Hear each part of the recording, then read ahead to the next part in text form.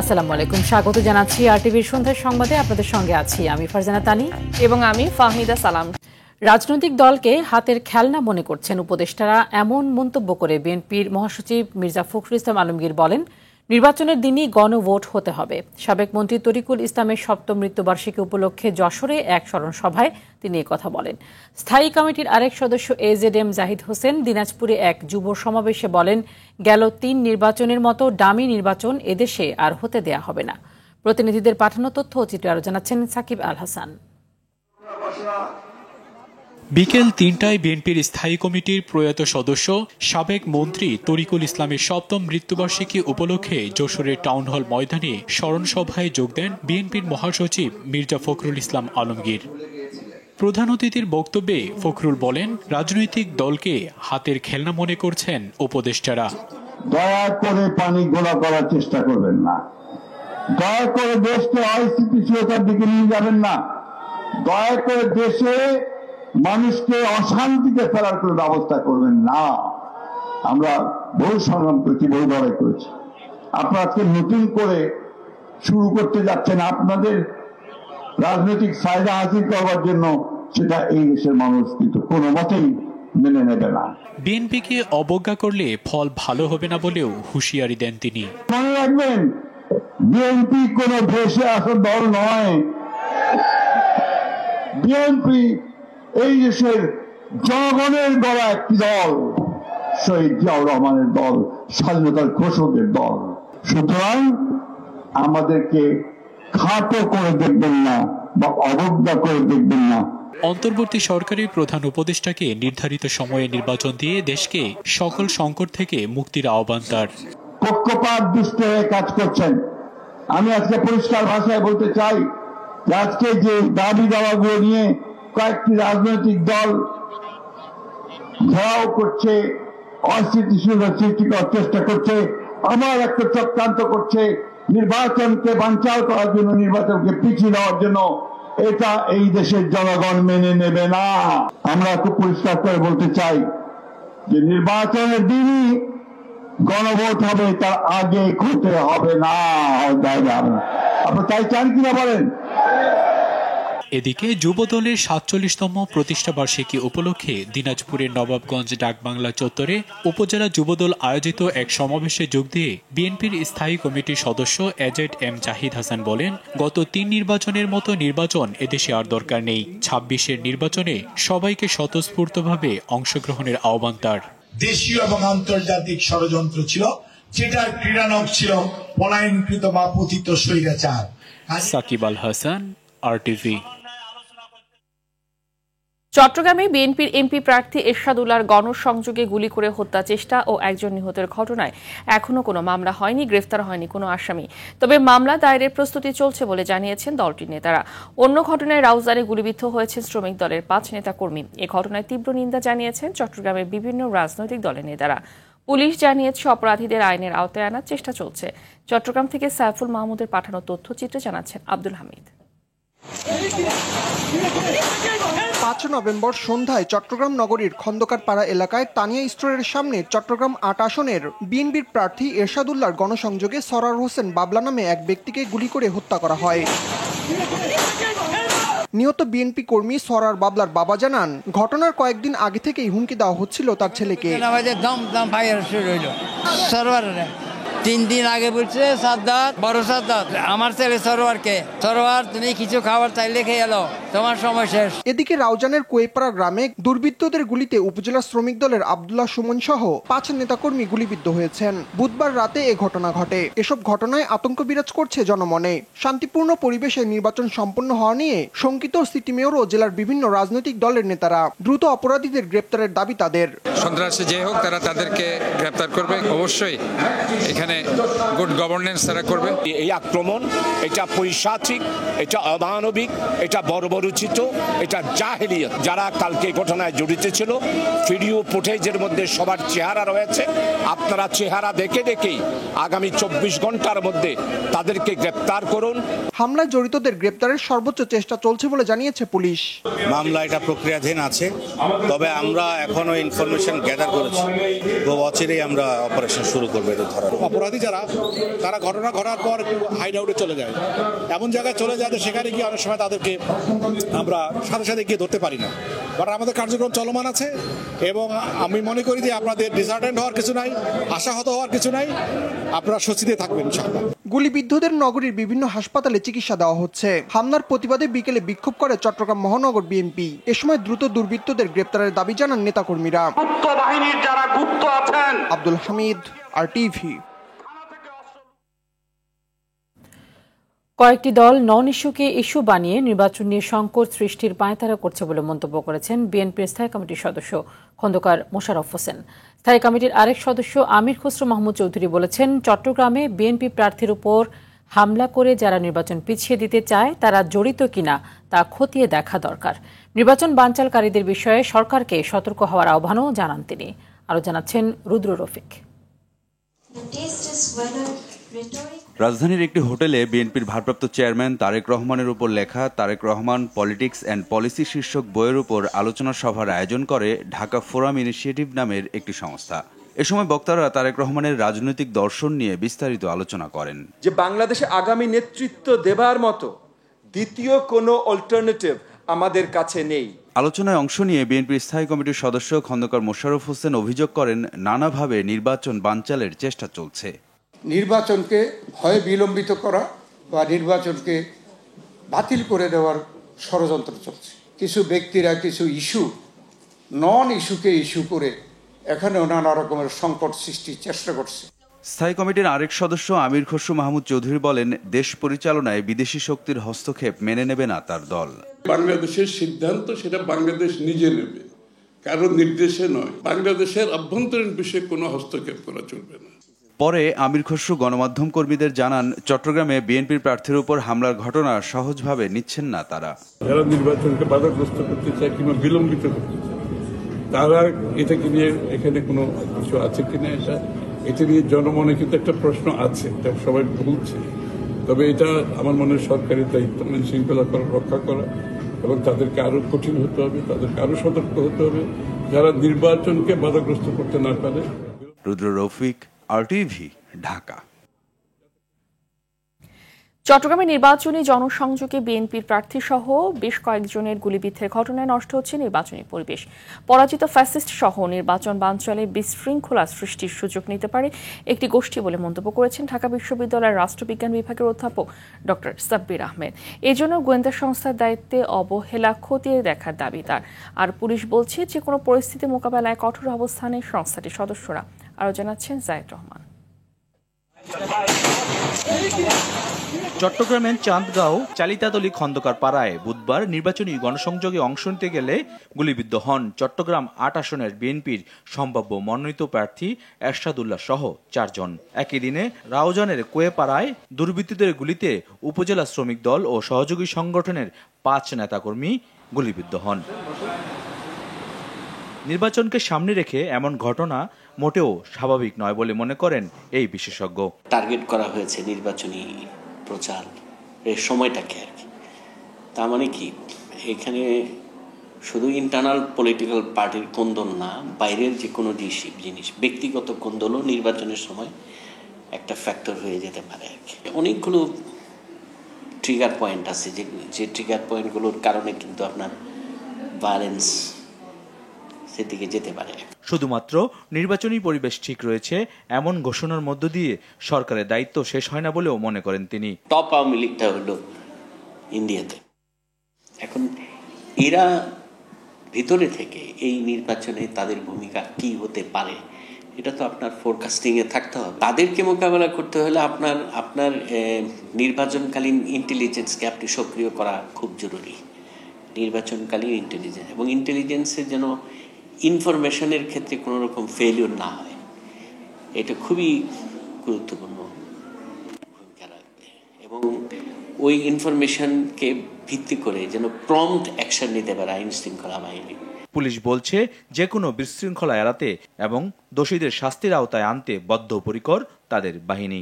পুলিশের কাজ আসলে সবসময় হচ্ছে কি, আমরা প্রস্তুত থাকি যে কোনো সময় বিশৃঙ্খলা হতে পারে। যেমন আমরা বলি যে আইন শৃঙ্খলা পরিস্থিতি বর্তমানে ভালো, কিন্তু এটা হঠাৎ করে যে কোনো মুহূর্তে খারাপ হতে পারে। চ্যালেঞ্জ হিসাবে দেখছি এবং এই জন্য আমাদের যা করণীয় আমরা সার্বক্ষণিক মনিটরিং করা এবং হচ্ছে গোয়েন্দা নজরদারি বাড়ানো, আমরা সবকিছু কার্যক্রম চলমান আছে। সামনে এ ধরনের ঘটনা বন্ধে সরকারকে আরও বিচক্ষণ হওয়ার তাগিদ বিশেষজ্ঞদের।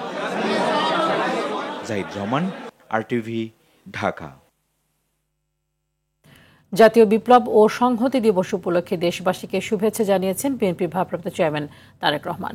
ফেসবুকে দেয়া এক পোস্টে 7 নভেম্বরের চেতনায় সকল জাতীয়তাবাদী শক্তিকে ঐক্যবদ্ধ হয়ে শক্তিশালী গণতন্ত্র বিনির্মাণের আহ্বান জানান তিনি আরও বলেন, বাংলাদেশের ইতিহাসে 1975 সালের 7 নভেম্বর সিপাহী জনতার বিপ্লব শুধু মোড় পরিবর্তনকারী ঘটনা নয়, এদেশে আধিপত্যবাদ বিরোধী জাতীয়তাবাদী রাজনীতির অভ্যুদয়ের সূচনা। সিপাহী জনতার বিপ্লবের মাধ্যমে দেশের সার্বভৌমত্ব রক্ষা পায়, তাই 7 নভেম্বরের ঐতিহাসিক বিপ্লব অত্যন্ত তাৎপর্যমণ্ডিত। 300 আসনে মনোনয়ন ফর্ম ছেড়েছে জাতীয় নাগরিক পার্টি এনসিপি। অনলাইনে সরাসরি কেন্দ্রীয় ও বিভাগীয় কার্যালয় থেকে সংগ্রহ করা যাবে 13 নভেম্বর পর্যন্ত। সন্ধ্যায় রাজধানী বাংলা মোটরে দলটির কার্যালয়ে এ তথ্য জানান কেন্দ্রীয় নির্বাচন পরিচালনা কমিটির প্রধান নাসির উদ্দিন পাটোয়ারি। তিনি বলেন, ফর্মের দাম 10,000 টাকা আর জুলাই যোদ্ধাদের জন্য এর মূল্য 2,000। 15 নভেম্বর মনোনয়ন প্রাপ্তদের নাম ঘোষণা করা হবে। অসৎ না হলে অন্য দলের প্রার্থীরাও মনোনয়ন পেতে পারেন। সংস্কার ও বিচার প্রশ্নে একমত হলে জামাত বিএনপির সাথে জোট হতে পারে বলেও জানান তিনি।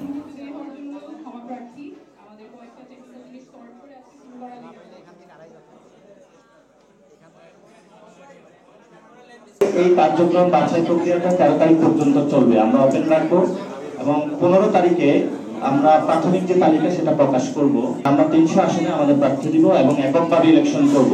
বিএনপি এবং জামায়াত ইসলাম যদি সংস্কার প্রক্রিয়াগুলো এক জায়গাতে আসে এবং তারা যদি সংস্কারের ভবিষ্যতে বাস্তবায়ন করবে এর মর্মে প্রতিশ্রুতি দেয়, তাহলে বিএনপি অথবা জামায়াত যে কারোর সাথে আমাদের জোট হতে পারে। গুম প্রতিরোধ, প্রতিকার ও সুরক্ষা অধ্যাদেশ 2025-এর খসড়া চূড়ান্ত অনুমোদন দিয়েছে অন্তর্বর্তী সরকারের উপদেষ্টা পরিষদ। প্রস্তাবিত আইনে গুম করার অপরাধের জন্য সর্বোচ্চ মৃত্যুদণ্ডের বিধান রাখা হয়েছে। উপদেষ্টা পরিষদের সভায় সভাপতিত্ব করেন প্রধান উপদেষ্টা অধ্যাপক মোহাম্মদ ইউনুস। বিকেলে রাজধানীর ফরেন সার্ভিস একাডেমিতে ব্রিফিংয়ে এসব কথা জানান প্রধান উপদেষ্টার প্রেস সচিব শফিকুল আলম। জাতীয় মানবাধিকার কমিশন ও তদন্ত কমিশনকে গুম সংক্রান্ত অভিযোগ ও তদন্তের ক্ষমতা প্রদান করা হয়েছে। ট্রাইব্যুনালে অভিযোগ গঠনের 120 দিনের মধ্যে বিচার সম্পন্নের বাধ্যবাধকতা, ভুক্তভোগী সাক্ষীর অধিকার সুরক্ষা প্রদান সংক্রান্ত বিধান অন্তর্ভুক্ত করা হয়েছে। গুমকে সংজ্ঞায়নের পাশাপাশি চলমান অপরাধ মানে কন্টিনিউইং অফেন্স হিসেবে বিবেচনা করে মৃত্যুদণ্ড সহ কঠোর শাস্তির বিধান রাখা হয়েছে। কোন আটক কেন্দ্র স্থাপন, আয়নাঘর, যেগুলো আয়নাঘর নামে পরিচিত, স্থাপন মানে আপনি স্থাপন এবং এটা ব্যবহার এর শাস্তিযোগ্য অপরাধ হিসাবে ঘোষণা করা হয়েছে। তত্ত্বাবধায়ক সরকার ব্যবস্থা নিয়ে রাষ্ট্রপক্ষের দ্বিতীয় দিনের বক্তব্য উপস্থাপন শেষ হয়েছে। পরবর্তী শুনানি আগামী মঙ্গলবার। নির্বাচনকালীন এই সরকার ব্যবস্থা ফেরাতে করা আপিলের 9ম দিনের শুরুতে অ্যাটর্নি জেনারেল মোহাম্মদ আসাদুজ্জামান বলেন, সুষ্ঠু ও নিরপেক্ষ নির্বাচন ছাড়া গণতন্ত্র অর্থহীন। একে রক্ষায় সতর্কতা ও দূরদর্শিতা প্রয়োজন। প্রধান বিচারপতি ডক্টর সৈয়দ রেফাত আহমেদের নেতৃত্বাধীন 7 বিচারপতির পূর্ণাঙ্গ বেঞ্চে এই আপিলের শুনানি হয়। এর আগে বুধবার বিএনপির পক্ষের শুনানির মধ্য দিয়ে শেষ হয় আপিলকারীর সব পক্ষের শুনানি। গত বছরের 27 আগস্ট তত্ত্বাবধায়ক ব্যবস্থা বাতিলের রায় পুনর্বিবেচনা চেয়ে আপিল করেন বিএনপি মহাসচিব ও জামাতের সেক্রেটারি জেনারেল সহ 8 জন। সরকারের জাজমেন্টের উপরে আজকে আমাদের সাবমিশন সমাপ্ত করলাম। আমাদের জাজমেন্ট সমাপ্ত করতে যে আজকে আমরা যে সাবমিশন রেখেছি, গতকাল একটা আউটলাইন দিয়েছি। আজকে আমরা মদিনা চার্টারের প্রেক্ষাপট দেখালাম। আমরা বলেছি সংবিধান একটি রাজনৈতিক দলিল। সেই সংবিধানের রাজনৈতিক দলিলে আমরা মনে করেছি যেভাবে আনা হয়েছে তা জনগণের ইচ্ছার প্রতিফলন করে। 5টি ব্যাংক একীভূত করে শেয়ার শূন্য ঘোষণার প্রতিবাদে অর্থ উপদেষ্টা বাংলাদেশ ব্যাংকের গভর্নর ও বিএসইসি চেয়ারম্যানকে 48 ঘণ্টার মধ্যে পদত্যাগের আলটিমেটাম দিয়েছে বাংলাদেশ পুঁজিবাজার বিনিয়োগকারী ঐক্য পরিষদ। দাবি মানা না হলে মঙ্গলবার বাংলাদেশ ব্যাংক ঘেরাও কর্মসূচির মাধ্যমে বৃহত্তর আন্দোলনের হুমকি দিয়েছে সংগঠনটির নেতারা। এদিকে একীভূত প্রক্রিয়ায় থাকা 5 ব্যাংকের প্রশাসকরা দায়িত্ব পালন শুরু করেছেন। তৌহিদুর রহমান জানাচ্ছেন বিস্তারিত। শরিয়া ভিত্তিক 5 ব্যাংকের বোর্ড আনুষ্ঠানিকভাবে বিলুপ্ত করে বুধবার ইউনাইটেড ইসলামী ব্যাংকের ঘোষণা করেন গভর্নর আহসান এইচ মনসুর। একীভূত হওয়া ব্যাংকগুলো হলো এফএসআইবিএল, এসআইবিএল, ইউনিয়ন, এক্সিম এবং গ্লোবাল ইসলামী ব্যাংক। বোর্ড এখন থেকে সিজ করবে, আজকে থেকে করে ফেলেছে। বৃহস্পতিবার 5 ব্যাংকের প্রশাসক ব্যাংকগুলোতে নিজেদের দায়িত্ব বুঝে নেন এবং বিভিন্ন বিভাগের কর্মকর্তাদের সাথে বৈঠকও করেন। বুধবার বাংলাদেশ ব্যাংকের গভর্নর পুঁজিবাজারে তালিকাভুক্ত ব্যাংকগুলোর শেয়ার মূল্য শূন্য করে দেওয়ার ঘোষণা দিয়েছিলেন। 10 টাকার যে শেয়ারটা ছিল নেগেটিভ 420 টাকা, তো 420 টাকা বা 350 টাকা নেগেটিভকে আমরা তো ওই নেগেটিভ আদায় করতে যাচ্ছি না, ইটস এ লিমিটেড লায়াবিলিটি। প্রকৃতপক্ষে তো এটাও আদায় করা উচিত ছিল জনস্বার্থে। তো আমি মনে করি যে এটাকে জিরো করে দেওয়া হচ্ছে, নেগেটিভটা ধরা হচ্ছে না। বিষয়টির তীব্র প্রতিবাদ জানিয়েছেন শেয়ার হোল্ডাররা। অবিলম্বে এই সিদ্ধান্ত পরিবর্তনের দাবি জানান তারা। একটা শেয়ারে এই হচ্ছে জিরো প্রাইস থেকে বললো আর হয়ে গেল, এখানে হাইকোর্ট আছে, বিভিন্ন কিছু আছে, এটাকে মেনে নেবে। এদিকে রাজধানীতে ঢাকা স্টক এক্সচেঞ্জের সামনে সংবাদ সম্মেলন করেন ক্ষুদ্র বিনিয়োগকারীরা। শেয়ার হোল্ডারদের সাথে আলোচনা না করে ব্যাংকের শেয়ার শূন্য ঘোষণা করায় বিনিয়োগকারীরা দিশেহারা হয়ে পড়েছেন বলেও জানান তারা। বাজার এমনিতেই ওভারঅল মার্কেট অনবরত পড়ছে, তারপরে তিনি আবার গতকালকে এই ঘোষণাটা দিলেন। তাই আমরা এই প্রতিবাদ জানাচ্ছি। যে অর্থ উপদেষ্টা নিয়োগ করা হয়েছে, এই অর্থ উপদেষ্টা চরমভাবে সমস্ত ক্ষেত্রে উনি ব্যর্থতার পরিচয় দিচ্ছেন, অর্থনীতির সমস্ত ক্ষেত্রে ব্যর্থতার পরিচয় দিচ্ছেন। অর্থ উপদেষ্টা এবং গভর্নরের অবিলম্বে পদত্যাগ দাবি করছি। 5টি ব্যাংক একীভূত হলে যে ব্যাংক হবে সেই ব্যাংকের শেয়ার অবশ্যই বিনিয়োগকারীদেরকে দিতে হবে। পুঁজিবাজারে তালিকাভুক্ত এই ব্যাংকগুলোর শেয়ার বিষয় নিয়ে বাংলাদেশ ব্যাংকের সিদ্ধান্ত মেনে নেওয়ার আহ্বান জানান কেন্দ্রীয় ব্যাংকের মুখপাত্র। সমস্ত পরিমাণ দায়ভার শেয়ারের আনুপাতিক হারে প্রত্যেক শেয়ার হোল্ডারের উপরই বর্তাবে। যাদের বেশি শেয়ার তাদের উপর দায়ভার বেশি, যারা ক্ষুদ্র বিনিয়োগকারী তাদের উপর দায়ভার কম। চলতি মাসের শেষ নাগাদ প্রয়োজনীয় অর্থের যোগান পাবে ব্যাংকগুলো। যারা ডিফল্টার ঋণ পরিশোধ করছে না তাদের কাছ থেকে টাকাটা আদায় করা, এবং এই আদায় করতে গিয়ে তাদের যদি সামর্থ্যের ঘাটতি থাকে তখন সেন্ট্রাল ব্যাংক হিসেবে বাংলাদেশ ব্যাংক, দুদক, পররাষ্ট্র মন্ত্রণালয় সবাই সহযোগিতা করবে। তৌহিদুর রহমান, RTV, ঢাকা। হঠাৎ করে অস্থির দেশের পেঁয়াজের বাজার। ট্রেডিং কর্পোরেশন অব বাংলাদেশের তথ্য অনুযায়ী 1 মাসের ব্যবধানে দাম বেড়েছে প্রায় 52%। তবে গত 5-6 দিনের ব্যবধানে 35 থেকে 40 টাকা বেড়ে বিক্রি হচ্ছে 115 থেকে 120 টাকায়। আমদানিকারকদের দাবি সরবরাহ কম থাকায় দাম বেড়েছে। সরকার আমদানির অনুমতি দিলে 2 দিনের মাথায় দাম অর্ধেকে নেমে যাবে বলে দাবি তাদের। তবে কৃষি সম্প্রসারণ অধিদপ্তর বলছে দেশে পর্যাপ্ত পেঁয়াজ আছে। এই মুহূর্তে আমদানির অনুমতি দিলে দেশীয় কৃষকদের ক্ষতি হবে।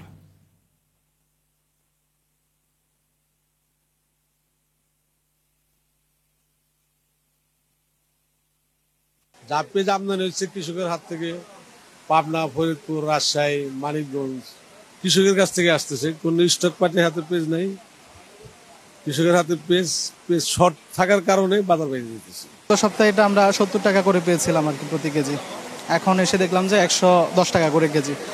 এখন দোকানদার বলতেছে যে আপনার আমদানি কমে গেছে, এই জন্য দাম বেড়ে গেছে। আসল বিষয় তো আর আমরা জানি না, কিন্তু আমাদের জন্য অবশ্যই এটা কষ্টকর। হঠাৎ করে যে পেঁয়াজের দাম বেড়ে গেছে কিভাবে আমরা নিজেরাও কল্পনা করতে পারি না। হঠাৎ করে রাতে বাড়িয়ে গেছে, কি করবো আমরা? আমরা তো বলতে পারছি না সিন্ডিকেট এখন না কারা সিন্ডিকেট করছে তো আমরা জানি না। ত্রয়োদশ জাতীয় সংসদ নির্বাচনে নিরাপত্তার নিশ্চয়তা না পেলে ভোট কেন্দ্রে না যাওয়ার হুঁশিয়ারি দিয়েছে বাংলাদেশ হিন্দু মহাজোট।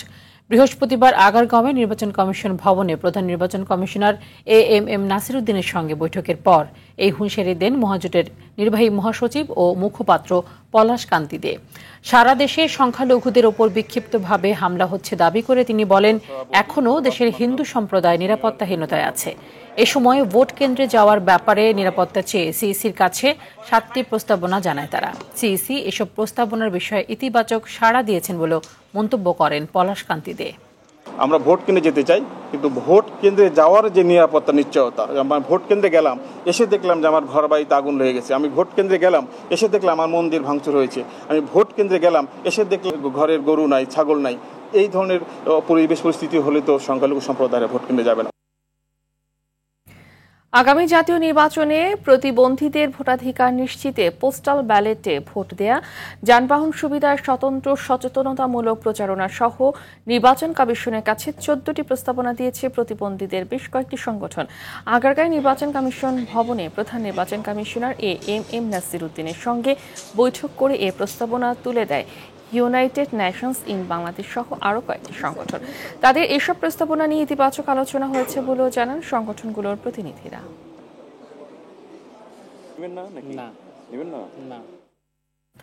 সন্ত্রাস বিরোধী আইনের মামলা হাইকোর্ট থেকে জামিন পেলেন সাবেক মন্ত্রী লতিফ সিদ্দিকী ও সাংবাদিক মঞ্জুরুল আলম পান্না।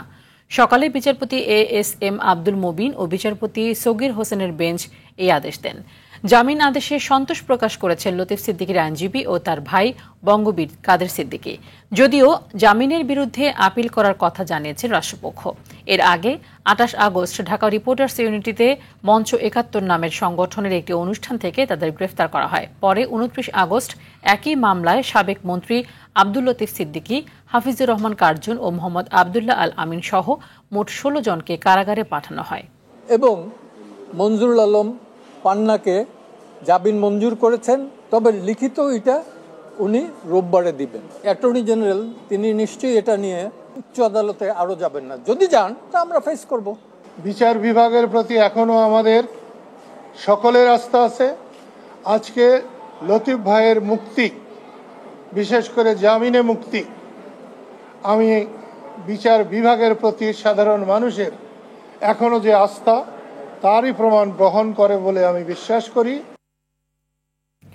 7 নভেম্বর জাতীয় বিপ্লব ও সংহতি দিবস উপলক্ষে চেতনায় জিয়া ও বাংলাদেশি জাতীয়তাবাদ শীর্ষক আলোচনার আয়োজন করে জাতীয়তাবাদী চিকিৎসকদের সংগঠন ডক্টরস অ্যাসোসিয়েশন অব বাংলাদেশ ড্যাম। সকালে রাজধানীর বক্ষব্যাধি হাসপাতাল মিলনায়তনে জাতীয় বক্ষব্যাধি ইনস্টিটিউটে ক্যান্সার ইনস্টিটিউট ও গ্যাস্ট্রোলিভার ইনস্টিটিউট শাখার উদ্যোগে এই আলোচনায় শহীদ রাষ্ট্রপতি জিয়াউর রহমানের দর্শন ও আদর্শ তুলে ধরেন ড্যাবের সাবেক ও বর্তমান সভাপতি ও মহাসচিব সহ চিকিৎসক নেতারা।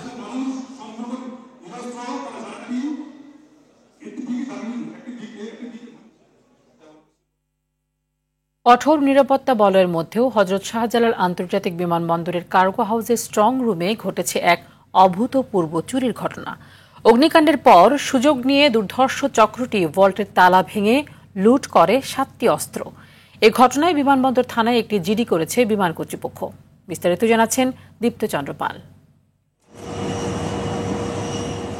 গত 17 অক্টোবর দুপুরে ভয়াবহ আগুন লাগে হযরত শাহজালাল আন্তর্জাতিক বিমানবন্দরের কার্গো ভিলেজে। টানা 17 ঘন্টার আগুনে পুড়ে যায় আমদানি করা বিপুল পণ্য।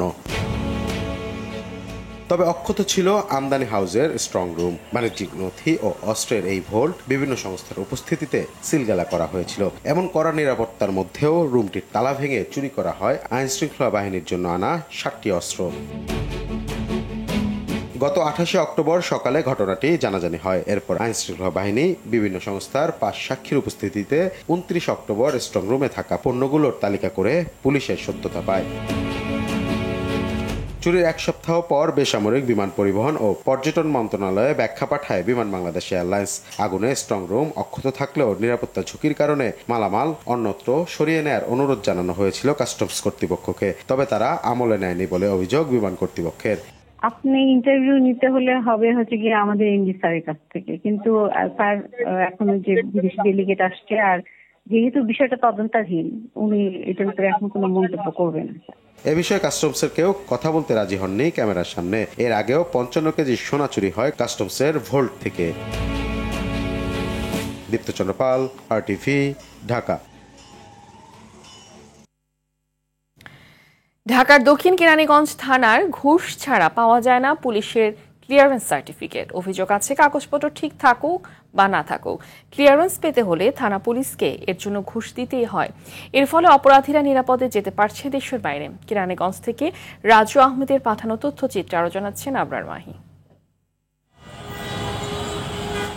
জাতীয় নিরাপত্তা নিশ্চিত করতে অপরাধীদের বিদেশে পালিয়ে যাওয়ার ঝুঁকি কমাতে এবং আবেদনকারী কোনো ব্যক্তি তার এলাকায় অপরাধমূলক কার্যকলাপের তথ্য আছে কিনা তা যাচাই করতে সাধারণত পুলিশ ক্লিয়ারেন্স দেয়া হয়। তবে ঢাকার দক্ষিণ কেরানীগঞ্জ থানায় টাকা দিলেই মিলছে পুলিশ ক্লিয়ারেন্স সার্টিফিকেট। সম্প্রতি আরটিভির অনুসন্ধানে উঠে আসে দক্ষিণ কেরানীগঞ্জ থানার পুলিশ ক্লিয়ারেন্সে ঘুষ বাণিজ্যের তথ্যচিত্র। গোপন ক্যামেরায় ধরা পড়ে কাগজপত্র ঠিক থাকার পরেও পুলিশ ক্লিয়ারেন্স করানোর জন্য দক্ষিণ কেরানীগঞ্জ থানার এক এএসআইকে দিতে হচ্ছে ঘুষ। যে কোনো বিষয়ে আসলে পুলিশ ওইভাবে গ্রহণযোগ্যতা দেখায় না। যখন সে এক্সট্রা মানি দেয় তখন সেই বিষয়গুলো গুরুত্ব সহকারে দেখা হয় আর কি। সবকিছু ঠিক আমি বের হওয়ার পরে থানা থেকে আমার কাছ থেকে অফিসার চাঁদা দাবি করে, বলে যে নাস্তা খাওয়ার জন্য টাকা দিতে। সামান্য পুলিশ ক্লিয়ারেন্সের জন্য 10,000 টাকা পর্যন্ত দাবি করেছে।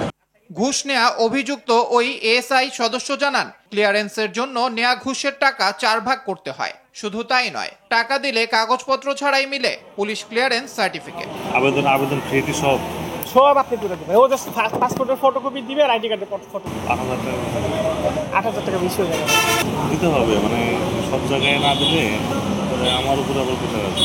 এ বিষয়ে দক্ষিণ কেরানীগঞ্জ থানা অফিসার ইনচার্জ সৈয়দ মোহাম্মদ আক্তার হোসেন ক্যামেরার সামনে কথা বলতে রাজি হননি। পুলিশের এই ঘুষ বাণিজ্যে অতিষ্ঠ সেবা প্রত্যাশীরা। এ থেকে মুক্তি পেতে সরকারের সুদৃষ্টি কামনা করেন ভুক্তভোগীরা। আবরার মাহি, আরটিভি। সংবিধানের বাইরে গিয়ে কোনো বিষয় সমাধান করার শক্তি কারণেই, তাই গণভোট করতে হলে আগে সংবিধান সংশোধন করতে হবে, আর এর জন্য অবশ্যই সংসদে যেতে হবে। সন্ধ্যায় গণফোরাম আয়োজিত এক আলোচনা সভায় এই কথা বলেন বিএনপির স্থায়ী কমিটির সদস্য আমির খসরু মাহমুদ চৌধুরী। গণভোট ইস্যুতে তিনি বলেন, ঐক্যমত্য কমিশনের কাজ ছিল রাজনৈতিক দলগুলোর মধ্যে ঐক্য তৈরি করা, কিন্তু তারা বিভেদ সৃষ্টি করেছে। পিআর পদ্ধতির নির্বাচনের বিষয়টিও ঐক্যমত্যের বাইরে ছিল, কিন্তু এগুলো টেনে আনা হয়েছে। এ সময় জামায়াতে ইসলামীকে উদ্দেশ্য করে আমির খসরু বলেন, একটি পক্ষ গণতন্ত্র ও নির্বাচন বানচালের চেষ্টা করছে, তাদের বিষয়ে সবাইকে সচেতন থাকতে হবে।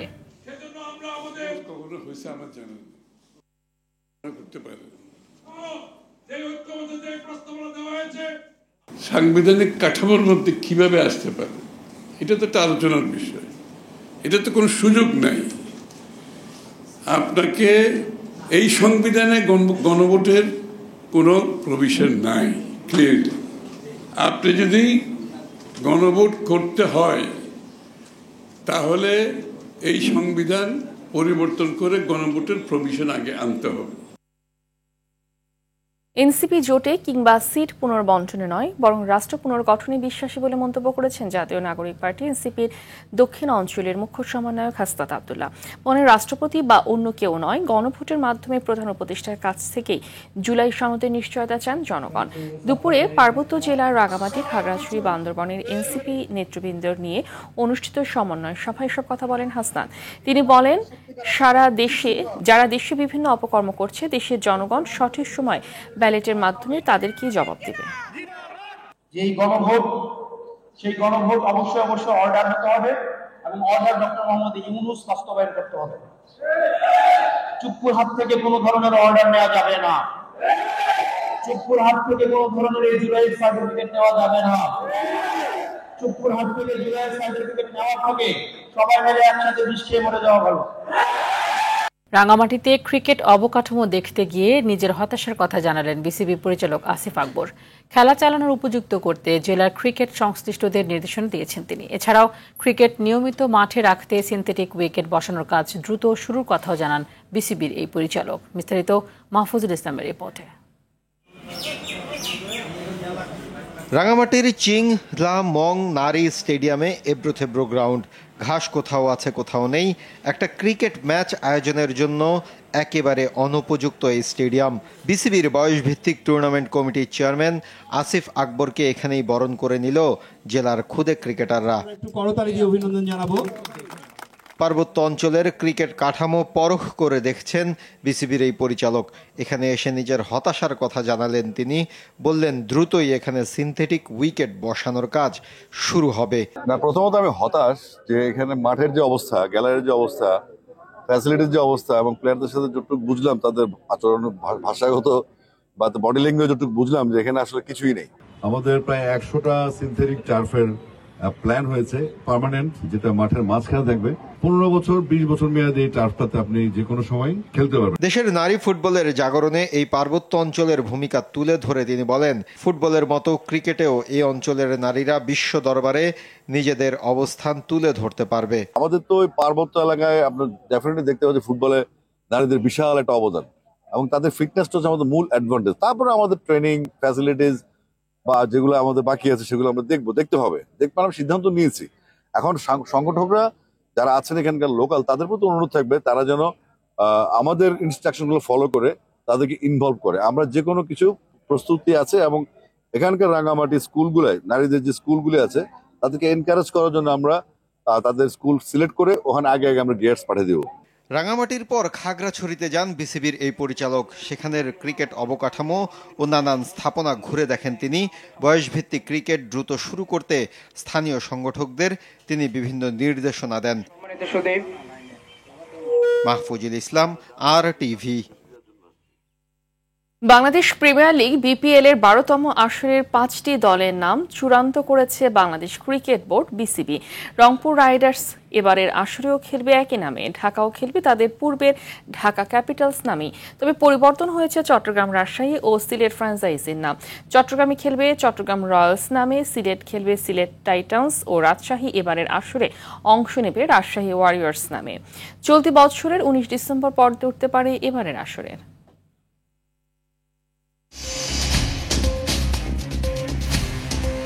সন্ধ্যার সংবাদ এ পর্যন্তই। রাতের সংবাদ 11:15 দেখার আমন্ত্রণ রইল। ধন্যবাদ সবাইকে। ধন্যবাদ।